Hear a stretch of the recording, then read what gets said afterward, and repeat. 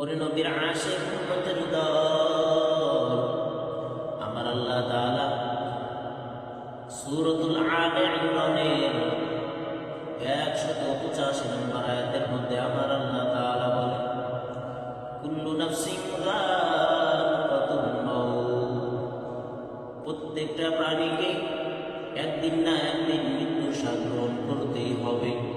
এই দুনিয়ায় চিরজীবন থাকা যাবে না। এই দুনিয়ার মধ্যে একবার যারা এসেছে তারা চলে যাবে, আর যারা চলে গেছে তারা এই দুনিয়াতে আর কোনোদিন আসবে না। ওরে নবীর আশিক উম্মতের দল, এখন আমাদের প্রশ্ন হলো, ওরে মালিক, এই দুনিয়ার মধ্যে যেহেতু আমরা চিরজীবন থাকতে পারবো না, কেন তাহলে আমাদের দুনিয়ার মধ্যে পাঠাইল?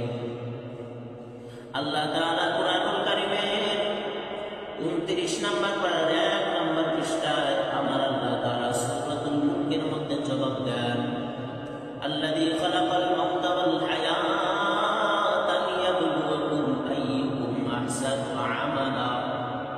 আল্লাহ তাআলা বলেন, আহসানু আমালা, দুনিয়ার মধ্যে আমি তোমাদেরকে পাঠিয়েছি একমাত্র কাজ কর্ম করে উপার্জন করে আনো। এখানে আহসানু আমালা বলতে আল্লাহ তাআলা তোমাদের ইবাদত বন্দেগী করার কথা আমার আল্লাহ তাআলা বলেছেন। ওরে নবীর আশিক উম্মতের দল, এই দুনিয়ার মধ্যে সমস্ত মানুষ হলো মুসাফির। আল্লাহ তাআলা সমস্ত মানুষকে দুনিয়ার মধ্যে মুসাফির বানিয়ে পাঠিয়েছে।